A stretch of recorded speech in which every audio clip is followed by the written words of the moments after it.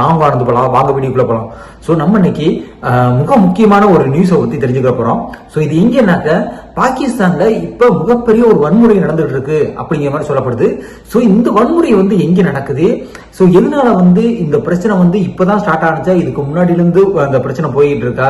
So அது மட்டும் இல்லாம இந்த பிரச்சனையை இந்தியா அப்படியே எந்த கண்ணோட்டத்தில் பாக்குறாங்க, இந்தியா சைட்ல இருந்து பாத்தீங்கன்னாக்கா கண்டனங்கள் எல்லாம் வந்திருக்கு அப்படிங்கிற மாதிரி சொல்றாங்க. ஸோ அது மட்டும் இல்லாம இந்த பாகிஸ்தான் என்ன பண்ணாங்கன்னாக்க, அதாவது மிக முக்கியமா ஆப்கானிஸ்தானோட தாலிபான்களை குறி வச்சு தாக்குதல் நடத்திருக்காங்க. இந்த தாக்குதலையும் இந்தியா கண்டனம் தெரிவிச்சிருக்காங்க. சோ இதெல்லாம் என்ன நடந்துச்சு, எதுக்காண்டி இப்ப அதாவது பாகிஸ்தான் ஆக்கிரமிப்பு காஷ்மீர் அப்படின்னு சொல்லுவாங்க, POK, இந்த இடத்த பாத்தீங்கன்னா இப்ப மிகப்பெரிய ஒரு வன்முறை நடந்துட்டு இருக்குங்கிறாங்க. சோ இவங்க எல்லாரும் நாங்க இந்தியாவோட ஜாயின் பண்ணிடுறோம் அப்படிங்கிற மாதிரிலாம் அங்க கூட்டம் நடந்ததா சொல்லப்படுது. அதுல வன்முறையில அதாவது நூற்றுக்கணக்கான பேர் இப்ப இறந்திருக்கலாம் அப்படிங்கிற மாதிரி சொல்றாங்க. 200-250 பேருக்கு மேல இப்ப காயங்கள் அடைஞ்சிருக்கலாம் அப்படிங்கிற மாதிரி சொல்லப்படுது.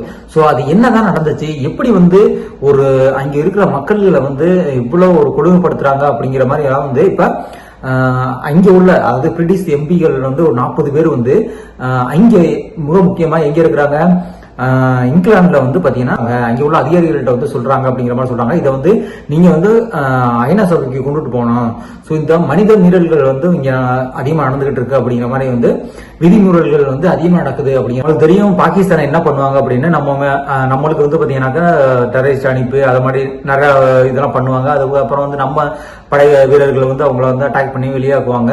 ரீசெண்டா கூட பாத்தீங்கன்னாக்க ஆபரேஷன் சிந்தூர்னு ஒண்ணு வச்சாங்க. ஏன்னா இங்க சாதாரண மக்கள் ஜம்மு அண்ட் காஷ்மீருக்கு போயிட்டு அங்க அந்த டூரிஸ்டுக்காண்டி போனவங்களை எல்லாருமே சுட்டுக் கொண்டாங்க. சோ அதுக்கு நாங்க பதிலடி அடிக்கிறோம். இந்தியா பாத்தீங்கன்னாக்கா ஆபரேஷன் சிந்தூர்னு பண்ணாங்க. சோ அதுலயும் பாத்தீங்கன்னாக்கா இந்தியாவுக்கு அதாவது பாகிஸ்தானுக்கு அதிகமான அடின்னு தான் சொல்லலாம். சோ அப்ப கூட பாத்தீங்கன்னா நம்மளுக்கு மிக முக்கியமா சைனாவும் சரி அமெரிக்காவும் சரி, அவங்க 2 பேரும் குள்ளநெறி வேலை தான் பாக்குறாங்க. ஏன்னா அதாவது சைனா அப்படின்னு பாத்தீங்கன்னா அவங்க அப்படியே ரகசியமாவே அவங்கள்ட்ட உறவு வச்சிருப்பாங்க. ஏன்னா அந்த டயத்துல ஆபரேஷன் சிந்தூர் டயத்துல பாத்தீங்கன்னாக்கா நம்மளோட டிஃபென்ஸ் சிஸ்டம் பாத்தீங்கன்னா S-400 யூஸ் பண்ணோம். சோ ஆனா அவங்க யூஸ் பண்ணது சைனாவோட S-400 அங்க அவங்க யூஸ் பண்ண டிஃபென்ஸ் சிஸ்டம் யூஸே ஆகல. சோ அப்படிங்கும் போது என்னன்னாக்க அவங்க எல்லாமே சைனாவோட தான் யூஸ் பண்ணிருக்காங்க அப்படிங்கிறாங்க. ஆனா இப்ப வரையும் ஜம்மு காஷ்மீர் பிரச்சனை நடக்கிறது பாத்தீங்கன்னா 2 பேர் இருக்கிறாங்க மிக முக்கியமா. ஒன்னு இங்கிலாந்து, அடுத்து பாத்தீங்கன்னாக்கா அமெரிக்கா. சோ இவங்க எல்லாருமே இவங்க எப்போதுமே சண்டை போட்டுக்கிட்டே இருக்கணும். சண்டை போட்டுக்கிட்டு இருந்தா தான் நம்ம பாலிடிக்ஸ் பண்ண முடியும் அப்படின்னு சொல்லிட்டு இவங்க அப்பவே இந்த மாதிரி ஒரு பிரிச்சு வச்சுட்டு போயிட்டாங்க. சோ அதனால இப்ப அந்த பர்டிகுலரா POKல இருக்கக்கூடிய அந்த பாகிஸ்தான் ஆக்கிரமிப்பு காஷ்மீர் இருக்கு பாத்தீங்களா, அந்த இடத்துல மிகப்பெரிய ஒரு வன்முறை நடந்திருக்குங்கிறாங்க.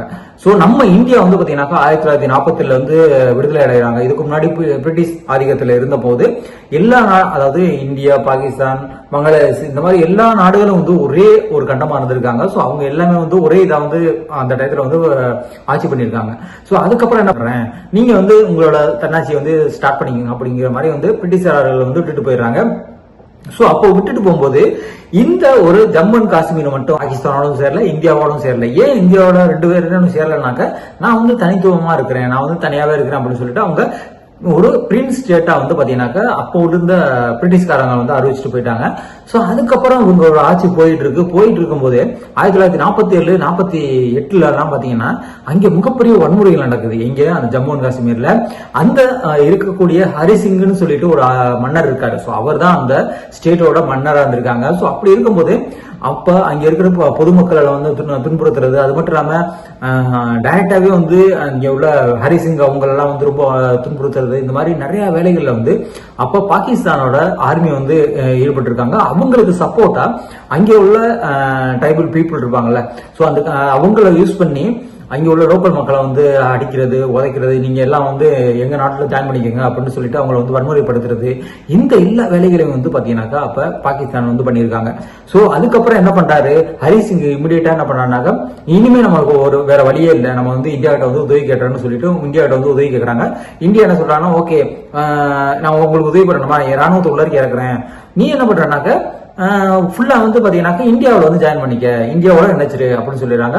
ஹரிசிங்க்கு வேற வழி இல்லை, ஏன்னா அவங்க நாட்டு மக்களை வந்து காப்பாற்றணும். ஸோ அப்படிங்கும் போது ஹரிசிங் என்ன சொல்றாங்கன்னாக்கா ஓகே இமிடியேட்டா வந்து ஒரு அக்ரிமெண்ட் வந்து சைன் ஆகுது. ஸோ இதுல வந்து பாத்தீங்கன்னா இந்த அக்ரிமெண்ட் வந்து சைன் ஆகுது. இந்த சைன் ஆகுறதுக்கு முன்னாடியே ஸோ அங்க வந்து பாத்தீங்கன்னாக்கா 1947 இருந்து 1949 வரைக்கும் மிகப்பெரிய போர் நடக்குது. யாருக்கு? பாகிஸ்தானுக்கு ஆர்மிக்கும் இந்திய ஆர்மிக்கும் வந்து போர்கள் நடந்துகிட்டு இருக்கு. ஸோ இதுக்கு முன்னாடியே வந்து ஹரிசிங் என்ன பண்ணிட்டாருனாக்க இந்தியாவுக்கு வந்து எங்களோட நாட்டை வந்து இணைச்சிடறோம் அப்படின்னு சொல்லிட்டு அவங்க வந்து இணைச்சிடுறாங்க. ஆனா இந்த போர் வந்து 2 ஆண்டுகள் நீடிக்குது. ஆனா 2 சைடும் அதிகமான சேதங்கள் ஏற்படுது. ஸோ எந்த சைடுமே வந்து வெற்றி இல்லாம இருந்துட்டு இருக்காங்க. அதுக்கப்புறம் என்ன பண்றாங்கனாக்கா இதை வந்து ஐநா சபை என்ன பண்றாங்கனாக்கா அவங்க பார்த்துட்டு சரி ஓகே நீங்க வந்து இந்த போர் நிப்பாட்டுங்க. இப்ப வந்து உங்களுக்கு வந்து இதுவரை யாரு வந்து பாகிஸ்தான் என்ன பண்றாங்கனாக்கா பிஓகே வந்து கொஞ்சம் பிடிச்சிடுறாங்க, ஜம்மு அண்ட் காஷ்மீரோட கொஞ்சம் உண்டு. ஸோ பேலன்ஸ் உள்ளதெல்லாம் வந்து பாத்தீங்கன்னா இந்தியாவில் இருக்கு. ஸோ அதுக்கப்புறம் நீங்க இதை இது பண்ணிக்கோங்க, நீங்க வந்து இதை வந்து ஆட்சி பண்ணிக்கோங்க அப்படிங்கிற 35% மேல வந்து இந்த ஆக்கிரமிப்பு காஷ்மீர்னு சொல்றது அது வந்து பாகிஸ்தானுக்கு போகுது. அதுக்கப்புறம் அதாவது 1947 இருந்து 1949 வரையும் நடந்த இந்த போர்ல ஐநா சபை வந்து உள்ளே வந்து இன்வால்வ் ஆகி அதை வந்து தீர்த்து வச்சாங்க.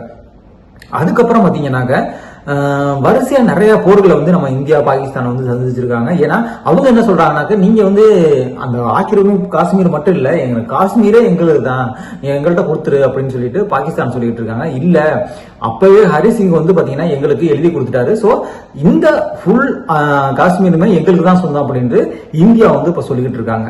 சோ இதுல வந்து பாத்தீங்கன்னா பல போர்களை வந்து இந்தியா வந்து அவங்கள்ட்ட வந்து பண்ணிருக்கலாம். அதுல மிக முக்கியமா வந்து பார்க்க போறது பாத்தீங்கன்னா 1965 டு 1971, அதுக்கப்புறம் 1984 டு 2003, அதுக்கப்புறம் பாத்தீங்கன்னாக்கா 1999 இருந்து இந்த மாதிரி இப்ப ரீசெண்டா நடந்த 2025 ஆபரேஷன் சிந்து, இந்த மாதிரி பல போர்களும் அதுக்குள்ள வந்து நம்ம வின்னும் பண்ணியிருக்கோம். சோ இதுல எல்லாம் வந்து அவங்களா வந்து ஓகே நிப்பாட்டிடலாம் அப்படின்னு சொல்ற அளவுக்கு நம்ம வந்து நம்மளோட பலத்தை வந்து காமிச்சிருக்கோம். நம்ம ஆர்மி வீரர்கள் வந்து அந்த அளவுக்கு வந்து பணியாற்றி இருக்கான்னு சொல்லலாம்.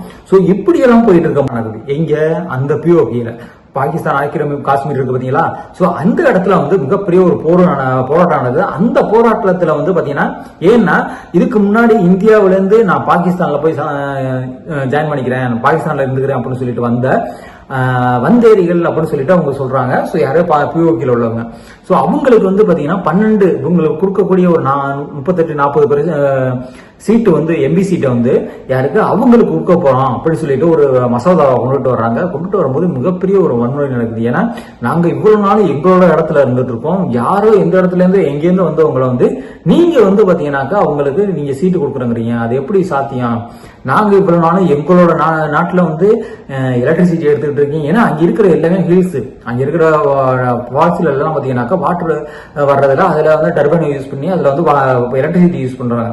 ஸோ அது எல்லாமே வந்து பாத்தீங்கன்னா அந்த ஒரு பிஓகே மட்டும் தான் தேவைப்படுதான்னு கேட்டீங்கன்னா இல்ல, அங்க யூஸ் பண்ற எடுக்கிற எல்லாமே வந்து இயற்கை வளங்கள் எல்லாமே வந்து பாகிஸ்தானோட மிக முக்கியமான சிட்டிகள் அந்த மாதிரி கராச்சி இந்த மாதிரி வந்து மிக முக்கியமான இடங்களுக்கு வந்து யூஸ் பண்ணிக்கிறாங்க. ஆனா எங்களுக்கு எதுவுமே பண்ண மாட்டேங்கிறாங்க. எங்களை வந்து ஒரு மூணாவது ஒரு நபரா தான் வந்து இப்போ எங்களை வந்து ட்ரீட் பண்ணிட்டு இருக்காங்க அப்படின்னு சொல்லிட்டு அங்க உள்ள அதாவது பிஓகேல உள்ள மக்கள் வந்து கொந்தளிச்சு ஆரம்பிக்கிறாங்க. அதுக்கப்புறம் அசிர்முனி என்ன பண்றாருனாக்க இவங்களை எப்படியாவது அடக்கி ஆகணும். ஸோ என்ன பண்றாரு, இமிடியேட்டா ஆர்மியை வந்து ஏவி விடுறாரு. ஆர்மியை ஏவி விட்டாக்க அங்க வந்து பாத்தீங்கன்னா ஆர்மி வந்து பேசுறாங்க. ஆனா இவங்க வந்து அதை வந்து கேட்கற மாதிரி இல்லை.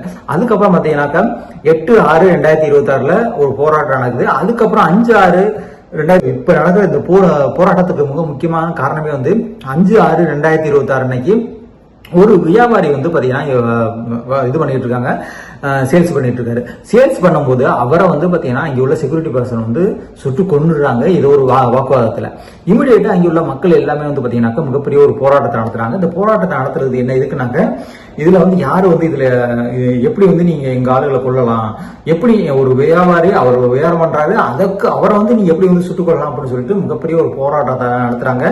அந்த நடத்தக்கூடிய அமைப்பு எதுன்னு பாத்தீங்கன்னா மிக முக்கியமான அமைப்பு வந்து பாத்தீங்கன்னாக்க JAC அப்படின்னு சொல்லிட்டு ஒரு அமைப்பு. ஸோ இந்த அமைப்பு தான் வந்து அவங்களோட அங்க உள்ள மிக முக்கியமான பிரச்சனைகள் எல்லாத்தையும் வந்து வெளியில வந்து கொண்டுட்டு வர்றவங்க. ஸோ அப்படி கொண்டுட்டு வர்றவங்கள இவங்க என்ன பண்ணாங்கனாக்கா மிகப்பெரிய ஒரு பேரணி நடத்துறாங்க. ஸோ அந்த பேரணி நடத்தும் போது பாத்தீங்கன்னா அப்ப இருந்த அதாவது செக்யூரிட்டி போர்ஸா இருக்கட்டும், அது மட்டும் இல்லாம போலீஸா இருக்கட்டும், இவங்க எல்லாரையுமே வந்து பின்னாடி வந்து அட்டாக் பண்ண ஆரம்பிக்கிறாங்க, கல்லுவிட்டு அடிக்கிறாங்க, எல்லாம் தெரிச்சு ஓடுறாங்க. அதுல பாத்தீங்கன்னாக்க 3-4 போலீஸ்காரங்க வந்து இறந்து போயிடுறாங்க அப்படிங்கிற மாதிரி சொல்லப்படுது. இமிடியேட்டா வந்து அங்க போலீஸ்காரங்க என்ன கோவப்பட்டு என்ன பண்றாங்கன்னாக்க ஃபயர் யூஸ் பண்ணிட ஆரம்பிச்சிடறாங்க. யூஸ் பண்ணதுல அதுல 100க்கும் மேற்பட்ட பொதுமக்கள் வந்து அதுல இறந்து போயிடுறாங்க. அது மட்டும் இல்லாம 200க்கும் மேற்பட்டவங்க வந்து பாத்தீங்கன்னா ரொம்ப சிவியரான இன்ஜுரி. ஸோ அவங்க வந்து கை போருக்கு, கால் போருக்கு, இந்த மாதிரி நிறைய விதமான இந்த பிரச்சனை வந்து பாத்தீங்கன்னாக்க 9/6/2026 அன்னைக்கு வந்து அந்த போராட்டம் நடக்குது. இந்த போராட்டம் நடக்கிறதுக்கு அப்புறம் இது வந்து ஒவ்வொரு இடங்களுக்கா வந்து ஸ்பிரிட் ஆகுது. அது இங்கனாக்கா பாத்தீங்கன்னாக்கா பந்துலா, பிங்குனா, முசராபாத், அது மட்டும் இல்லாம இந்த மாதிரி முக்கியமான இடங்கள் பாகிஸ்தான்ல எந்தெந்த இடங்கள் இருக்கோ அங்க இடமெல்லாம் வந்து மக்கள் வந்து அதிகமா வந்து போராட்டம் பண்ண ஆரம்பிக்கிறாங்க.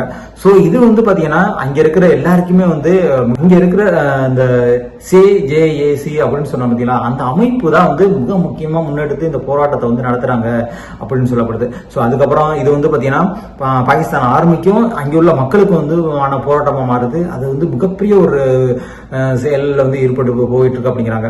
சோ அது மட்டும் இல்லாம இந்த ஒரு பிரச்சனை இல்லாம ஆல்ரெடி யாரு பலூசான்னு ஒரு அங்க ஒரு மாகாணம் இருக்கு. சோ அந்த மாகாணம் என்ன பண்றாங்கன்னா, எங்களுக்கு தனி நாட்டை கொடுத்துரு, நாங்க வந்து வெளியில போய்க்கிறோம், நீ வந்து எங்களோட நாட்டுல உள்ள வளங்கள் எல்லாம் வந்து மாட்டேங்கிற அப்படின்னு சொல்லிட்டு அவங்க ஒரு தனி நாடு வேணும்னு சொல்லிட்டு அவங்க ஒரு போராட்டத்தை ஒரு சைடு வந்து பண்ணிட்டு இருக்காங்க. இன்னொரு சைடு என்னன்னாக்க இப்ப ஆப்கானிஸ்தானோட தாலிபான்களை வந்து குறி வச்சு அட்டாக் பண்ணியிருக்காங்க. ஸோ இந்த அட்டாக் பண்ணதை வந்து இந்தியாவோட எக்ஸ்டர்னல் அவங்க என்ன பண்ணிருக்காங்க, ரன்தீன் ஜெய்ஸ்வால் அவங்க வந்து மிக முக்கியமா இதை வந்து கண்டனத்தை தெரிவிச்சிருக்காங்க. ஸோ பர்டிகுலரா இந்த POKல நடக்கிற மனித மீறல்கள், அதாவது அங்க என்னென்ன மீறல்கள் நடந்துகிட்டு இருக்கு அப்படிங்கிறதையும் வந்து பாத்தீங்கன்னாக்க இதுல வந்து அவர் ரத்தின் ஜெய்ஸ்வால் வந்து வெளியில வந்து பேசியிருக்காரு. ஸோ இதுதான் வந்து பாத்தீங்கன்னாக்க எல்லாமே இப்ப பாகிஸ்தானோட 2 பிரிவுகளா பிரிஞ்சிருமோ. ஏன்னா ஆல்ரெடி வந்து POK எங்களுக்கு தனி நாடு விடுங்க அப்படின்னு கேட்டுட்டு இருக்காங்க. இன்னொரு சைடு வந்து பாத்தீங்கன்னாக்கா POK நீங்க எங்க இந்தியாவோட வந்து பாத்தீங்கன்னாக்கா இப்ப இந்தியா வந்து பாகிஸ்தானை வந்து வான் பண்ணியிருக்காங்க. பார்ப்போம் இது என்ன மாதிரி ஆக போகுதுன்னு. ஏன்னா இங்க மிகப்பெரிய ஒரு போராட்டங்கள், இந்த போராட்டத்துல வந்து நிறைய பேர் இறந்து. உண்மையாவே சொல்லணும்னாக்க நம்ம இந்தியாவில் உள்ள ஜம்மு அண்ட் காஷ்மீர்ல உள்ளவங்க எல்லாம் வந்து பாத்தீங்கன்னாக்க எவ்வளவு பீஸ்ஃபுல்லா இருக்காங்க. அப்படிங்கும்போது அதே மாதிரி அவங்களுக்கும் அந்த மாதிரி ஒரு வழிமுறையை வந்து அந்த பாகிஸ்தான் வந்து செய்து கொடுக்கணும். ஆனா இப்ப ரீசெண்டா கூட வந்து நம்ம பாரத பிரதமர் மோடி என்ன சொன்னாங்கன்னாக்க, நம்ம கண்டிப்பா ஒரு நாள் வந்து பாத்தீங்கன்னா நம்ம இந்த POK வந்து மீட்டுருவோம் அப்படின்னு சொல்லிட்டு டைரக்டாவே வந்து அவங்க ஓப்பனா வந்து பேசியிருந்தாங்க. ஸோ இதெல்லாம் நடக்கிறதுக்கான வாய்ப்புகள் இருக்கா என்னங்கிறத வந்து நம்ம பொறுத்து தான் பார்க்கணும். இன்னொரு ஆபரேஷன் சிந்தூர் நடக்கிறதுக்கான 2.0 நடக்கிறதுக்கான வாய்ப்புகள் இருக்கு அப்படிங்கிற மாதிரி வந்து நம்மளோட ராணுவ அதிகாரிகள் எல்லாம் ஒருத்தவங்களும் வந்து சொல்றதா இருக்கட்டும். ஸோ இவங்க என்ன மாதிரி ஒரு கணக்கு வச்சிருக்காங்க அப்படிங்கிற மாதிரி தெரியல. ஆனா POK கண்டிப்பா நாங்க மீட்டுருவோம் அப்படின்னு சொல்லிட்டு யாரு நம்மளோட இந்தியாவோட பிரதமர் மோடி வந்து சொல்லியிருக்காங்க. பாப்போம் என்ன நடக்க போகுது அப்படிங்கிற மாதிரி. ஏன்னா இதனால வந்து நம்ம வீரர்கள் வந்து பாத்தீங்கன்னா இவ்வளவு பேர் வந்து இதுல வந்து உயிர் தியாகம் பண்ணியிருக்காங்க. எதுக்காண்டி? இந்த ஜம்மு அண்ட் காஷ்மீருக்காண்டி. ஆனா அவங்க என்ன பண்றாங்கன்னாக்கா நம்ம ஜம்மு காஷ்மீர் எடுத்துட்டு போயிடுவோம் அப்படின்னு சொல்லிட்டு பாகிஸ்தான் வந்து இப்போ வரையும் வந்து எல்லா வேலைகளையும் வந்து பண்ணிட்டு இருக்காங்க. டெரரிஸ்ட் இவங்க எல்லாரையும் உங்களுக்கு வந்து அனுப்பி பாக்குறாங்க. ஆனா இந்தியா எப்போதுமே வந்து பாத்தீங்கன்னா ஒரே ஸ்டாண்ட் தான். நீ என்னை அடிக்கிறியா, நான் உன்னை வந்து அடிப்பேன். நீ என்னை அடிக்கல, நீ பாட்டு ஒருக்கிறியா, நான் மட்டும் என் வேலையை பார்த்துட்டு இருப்பேன் அப்படிங்கிற ஒரு கண்ணோட்டத்துல தான் இப்போ வரையும் இருந்துட்டு இருக்காங்க. ஆனா இதுல முக்கியமா குள்ளநெறி வேலை போடுற சைனாவா இருக்கட்டும், அமெரிக்காவா இருக்கட்டும், இவங்க எல்லாருமே வந்து பாத்தீங்கன்னா நம்மள்ட்ட நல்லா உறவு பண்ற மாதிரி பார்த்துட்டு இருப்பாங்க. ஆனா எல்லாம் பண்றதுக்குலாம் பாகிஸ்தானுக்கு பண்ணிட்டு இருப்பாங்க. ஏன்னா இந்தியா வளர்ந்துடக்கூடாது அப்படிங்கிற ஒரு மைண்ட் செட்லயே வந்து இப்ப வரையும் இந்த வளர்ந்த நாடுகள், வல்லரசு நாடுகள் வந்து நினைச்சுக்கிட்டு இருக்காங்க. சோ ஆனா நம்ம இந்தியா வந்து இப்ப வளர்ந்துகிட்டு தான் இருக்கு. கண்டிப்பா ஒரு ஸ்டேஜ்ல வந்து 1947 இந்த காலகட்டங்கள்ல நம்ம நாடு வந்து வல்லரசு நாடுகள் ஆகிறதுக்கான வாய்ப்புகள் வந்து 90 to 80% இருக்கு. பாப்பா என்ன நடக்க போகுதுன்னு. ஸோ இதான் இன்னைக்கு இந்த வீடியோல பார்க்குற மாதிரி இருந்தோம். வாங்க அடுத்த வீடியோ பார்ப்போம். நான் இந்த மாதிரி உங்களுக்கு வந்து ரெகுலரா வந்து வீடியோ கொடுக்கணும்னா நீங்க பண்ண வேண்டியதெல்லாம் சப்ஸ்கிரைப் பண்ணுங்க. சப்ஸ்கிரைப் பண்ணாதான் வந்து பாத்தீங்கன்னா நான் கொடுக்கக்கூடிய வீடியோகள் எல்லாமே வந்து யூடியூபோட அல்காரதம் வந்து உங்களுக்கு வந்து விசுவல் ஆகும். ரெகுலரா வந்து நீங்க வந்து ஒரு 10 நிமிஷம் 5 நிமிஷமா நான் போடுற வீடியோ வந்து அது ஜியோ பாலிடிக்ஸா இருந்தாலும் சரி, நம்ம உள்ளூர்ல உள்ள தமிழ்நாடோட பாலிடிக்ஸா இருந்தாலும் சரி, இப்போ டிவிகே கவர்மெண்ட் புது கவர்மெண்ட் இருக்காங்க, அவங்க நிறைய விதமான நல்ல விஷயங்களை வந்து பண்ணிட்டு இருக்காங்க அப்படிங்கிற மாதிரி சொல்லப்படுது. அமைச்சர்கள்லாம் வந்து ரொம்ப ஆக்டிவா வந்து வேலை செய்யறாங்க அப்படிங்கிற மாதிரி சொல்றாங்க. இதுக்கு முன்னாடி இந்த மாதிரி கேள்விப்படல.